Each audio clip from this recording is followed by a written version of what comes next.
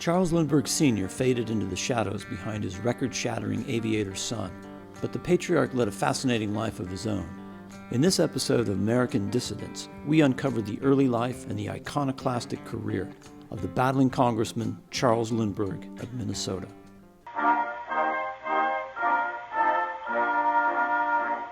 Lindbergh, age 1, emigrated with his family from Sweden in 1859. His father chose to settle in a frontier area of Minnesota, so untamed that the threat of attack by Indians was a constant fear. Young Charles grew up hunting in the vast woods and fishing in the rivers and lakes. He developed an appreciation for the land and water that he'd one day pass on to his own young son. The family had to clear land of timber for farming. While delivering logs to a mill one day, his father slipped and was caught by the blade. He survived, but lost an arm. Luckily, one of Charles' older stepbrothers moved from Sweden to help with the farming duties. Sadness struck repeatedly. 3 of his siblings died at young ages. Formal schooling was hard to come by, but Charles learned a lot at home and later entered a local preparatory school at age 20. He enrolled at the University of Michigan and studied law. After graduation, he passed the Minnesota bar and began practicing law in the town of Little Falls, near the family homestead. Lindbergh would soon turn to politics, although he first became active in business and real estate, helping to develop the town of Little Falls. He married, but sadness struck again as his first wife died at age 29, leaving 2 daughters. He married a young teacher who bore his son, Charles Jr. Family troubles emerged again when a fire destroyed the family home.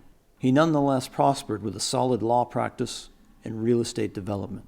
In 1906, he won the election for the United States Congress from central Minnesota's 6th District. Nominally a Republican, Lindbergh shared much of the thinking of populist movements at the time, especially those that supported the interests of farmers. The day he assumed office in Washington, Lindbergh had his son next to him on the floor of Congress. Lindbergh was well versed in monetary policy and finance. He went on to become one of the most outspoken opponents of the Aldrich Bill, the bill that proposed the new Federal Reserve System. Lindbergh spoke out often against the railroads and other conglomerated financial interests. He referred to these in the title of his book, Banking and Currency and the Money Trust. These special interests conspired to fleece the working men and rig the system in their own privileged favor, according to Lindbergh. Wealth in America was concentrated in too few hands.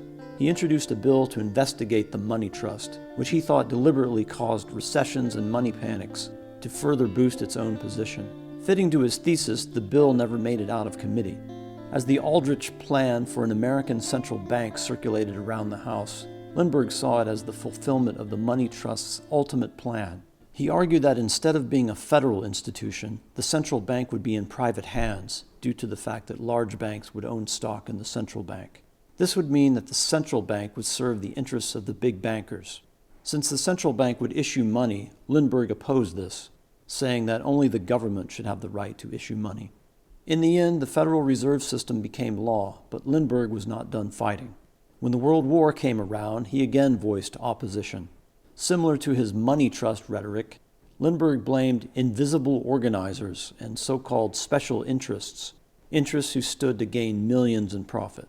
He introduced bills opposing America's entry, but the sinking of the Lusitania and other vessels tilted the public's favor toward the war. In April 1917, America entered the war, and Lindbergh's principles dictated that he now give it his support. Historical synchronicity shows in Charles Jr.'s outspoken campaign against America's entry into a world war a generation later. Lindbergh lost his congressional seat in 1916 and never again won an election, despite running for U.S. Senate, the U.S. House again, and for governor of Minnesota. He developed a brain tumor and died in 1924, 3 years before Charles Jr. made his record-setting flight across the Atlantic. In rising from his humble frontier origin to eloquently oppose the war, special interest power, and the money trust, Charles Lindbergh Sr. is indefatigably an American dissident.